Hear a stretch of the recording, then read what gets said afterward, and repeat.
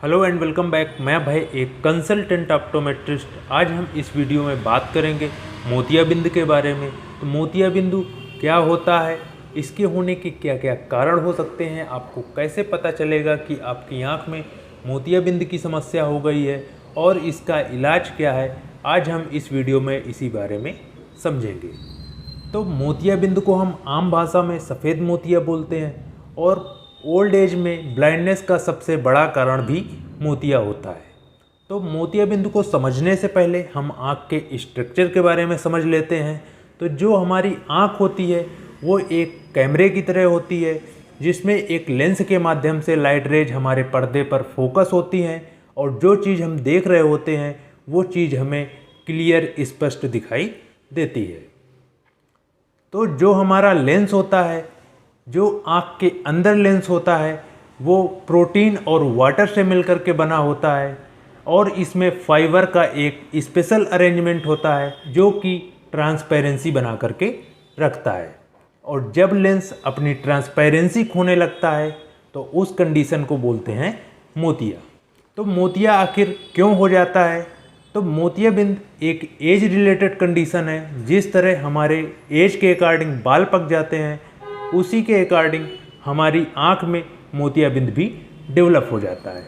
ये क्यों हो जाता है? क्योंकि जो हमारी लेंस है वो प्रोटीन और वाटर से मिलकर के बना होता है। तो जब लेंस से प्रोटीन टूटना शुरू हो जाता है तो उसमें फाइबर का अरेंजमेंट बिगड़ जाता है और कभी कभी वाटर का कंटेंट भी बढ़ जाता है। तो लेंस अपनी ट्रांसपेरेंसी खोना शुरू कर देता है और आपको चीज़ें धुंधली दिखाई देने लगती हैं। रात के समय, ड्राइविंग के समय भी चीज़ें धुंधली दिख सकती हैं। दिन में सूर्य की रोशनी में आपको चमक ज़्यादा लगेगी, एक चीज़ें दो दो भी दिखाई दे सकती हैं और आपके चश्मे का नंबर बार बार चेंज होता रहता है और कभी कभी पास का नंबर भी उतर जाता है। जब पास का नंबर उतर जाता है तो इस कंडीशन को बोलते हैं सेकंड साइट और ये कंडीशन भी मोतियाबिंद की वजह से हो जाती है। कुछ और भी कारण हैं जिसकी वजह से मोतियाबिंद जल्दी डेवलप हो जाता है, जैसे कि सनलाइट एक्सपोजर, सूर्य की रोशनी, यूवी रेज की वजह से हमारी आंख में जल्दी मोतियाबिंद डेवलप हो सकता है। न्यूट्रिशन की कमी की वजह से, या आप ज़्यादा स्मोक करते हैं या डायबिटिक पेशेंट हैं, तो इन कारणों की वजह से भी मोतियाबिंद जल्दी डेवलप हो जाता है। यदि आँख में चोट लग गई, ट्रोमेटिक कंडीशन और जेनेटिक आपकी फैमिली में ये चीज़ रन कर रही है, तो भी आपकी आंख में जल्दी मोतियाबिंद हो जाता है। आप समझ लेते हैं कि आपको कैसे पता चलेगा कि आपकी आंख में मोतियाबिंद हो गया है और इससे बचने के लिए क्या कर सकते हैं और इसका इलाज क्या है। तो आप महसूस करेंगे कि आपकी नज़र कमज़ोर हो रही है, धुंधलापन दिखाई दे रहा है और ये नज़र चश्मा लगा करके भी ठीक नहीं होती। साथ ही आपको एक चीज़ें दो दो दिखाई देंगी और आप जब रात में गाड़ी चला रहे हैं या आपकी आंख में रोशनी पड़ रही है तो आपकी आंख में ग्लेयर लगेगी, बहुत ज़्यादा चमक लगेगी। साथ ही यदि आप कोई बल्ब की तरफ देख रहे हैं तो बल्ब के चारों तरफ आपको घेरा बना हुआ भी दिख सकता है। एक चीज़ और समझने वाली होती है कि जब मोतियाबिंद की कंडीशन हो जाती है तो आपकी नज़र कमज़ोर तो होती है, लेकिन वो एकदम से कमज़ोर नहीं होती, वो धीरे धीरे कमज़ोर होती है और ना ही इसमें किसी तरह का पेन होता है। दूसरी चीज़, कुछ लोग सोचते हैं कि हम मोतियाबिंद को अवॉइड कर सकते हैं, तो इसके लिए मैं पर्सनली ना बोलूँगा, क्योंकि मोतियाबिंद एज रिलेटेड कंडीशन है, ना कि कोई बीमारी है।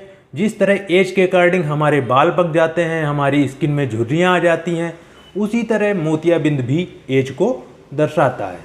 तो एज का इलाज अभी तक कोई निकला नहीं है। बस हम इतना ही कह सकते हैं कि आप हेल्दी फूड खाइए, अच्छा खाना खाइए, अपने आप को स्वस्थ रखिए, जिस तरह से भी अपने आप को स्वस्थ रख सकते हैं। अब समझ लेते हैं मोतियाबिंद के इलाज के बारे में। तो मोतियाबिंद का इलाज अभी केवल सर्जरी ही है। इसके अलावा दुनिया भर में खोज चल रहे हैं कि किसी तरह मोतियाबिंद को दवा के माध्यम से, ड्रॉप के माध्यम से या इंजेक्शन के माध्यम से ठीक किया जा सके, लेकिन अभी प्रेजेंट टाइम में इसका इलाज केवल सर्जरी ही है। पहले के समय में जो सर्जरी होती थी वो केवल SIS विधि यानी चीरा विधि के द्वारा होती थी, लेकिन जिस तरह टेक्नोलॉजी डेवलप हो रही है उसी तरह मोतियाबिंद की सर्जरी की कई सारी टेक्नोलॉजी आ गई हैं, जैसे कि SICS विधि हो गया, फेको विधि हो गया। इसमें भी 2 कैटेगरी हैं, आपका माइक्रो फेको, रेगुलर फेको हो गया, और फेमटो विधि हो गई, जेप्टो विधि हो गई। तो मोतियाबिंद की आज के टाइम में कई सारी विधियां हैं, आप उनके माध्यम से सर्जरी करा सकते हैं, जो कि अभी लेटेस्ट टेक्नोलॉजी है। उनके रिजल्ट बेहतर हैं, रिकवरी टाइम बेहतर है। तो यदि आपकी आंख में मोतियाबिंद डेवलप हुआ है, मोतियाबिंद हो गया है, तो आप उसकी सर्जरी कराइए और अपनी रोशनी को बचाइए। उम्मीद है कि आप मोतियाबिंद के बारे में अच्छे से समझ गए होंगे। अगर मोतियाबिंद से रिलेटेड कोई भी क्वेश्चन है तो नीचे कमेंट सेक्शन में पूछ सकते हैं।